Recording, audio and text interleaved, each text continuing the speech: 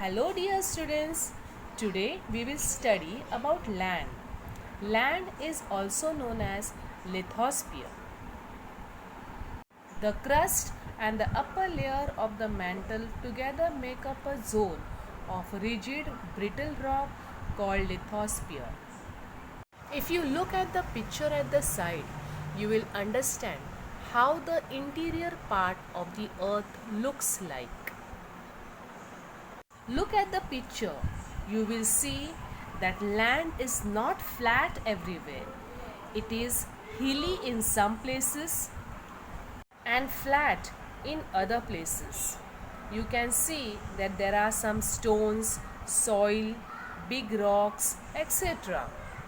Children, we see that the terrestrial animal means man and the animals which live on the land. Some terrestrial animals dig burrows in the ground for shelter. This means that they use land for fulfilling their needs. We use land for farming and for building houses and making roads. Children, we make use of plants and animals in the forest that grow on land.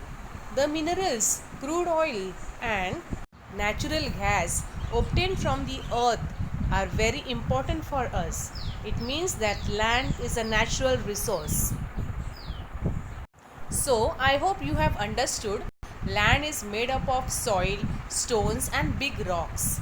Man used land for farming and constructing shelter and roads. Children, let us see what is land made of. If the land has mature soil, the topmost layer is formed by the decomposition of the remains of plants and animals. This layer is called humus. It is usually found in the dense forest. The land below this is full of sand, soil, small stones, worms, and insects. Soil and pieces of bedrock are found below this layer of land. This soil is immature. Children, if you see still further, you will see that the layer of soil and small rocks. It means that the layer of soil decreases and that of rock increases. This is the layer of bedrock. Children, you can try this activity at home. Take a transparent plastic bottle and a handful of soil, some stones and sand, some dry leaves and water. Cut off the upper tapering part of the bottle. Put the rest of the material in the lower part and add water. Stir the mixture thoroughly and put it aside. Observe it the next day. How does the mixture in the bottle look now? Do you see layers in it? What is seen in the different layers from top to bottom? Children, now we are going to study the process of soil formation. The soil on the land is formed by natural process.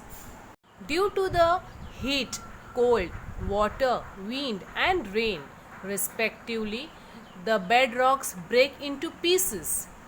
Stones, sand and soil are formed from these pieces. Microbes, worms and insects are found among them. Rodents like mice and rats are also found here. The roots of trees growing here also help in weathering of the rock. The process of soil formation is slow and continuous. It takes about 1,000 years for a 2.5 centimeter thick layer of mature soil to form. Soil can get destroyed in a short period due to floods, storms and human activities such as mining. That is why it is necessary to conserve soil and to prevent erosion of land. The best remedy for this is to increase the green cover of the land. Erosion of land is reduced if grass, trees and bushes are grown in it. So we need to grow plants.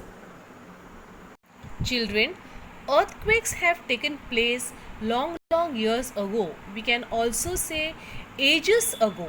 And due to that, forests on land got buried underground. And after that, the process of formation of fossil fuel from the remains of living things took place underground.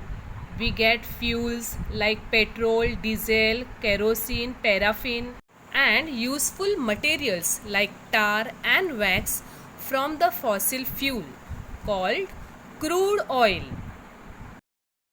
Children, we will be studying now about the India Meteorological Department, that is IMD, which was established in 1875 for studying the weather in the Indian subcontinent.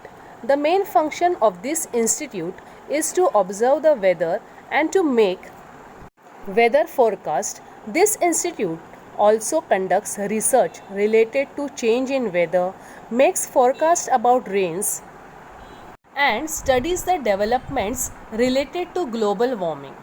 Children, I'll give you a small example related to this meteorological department.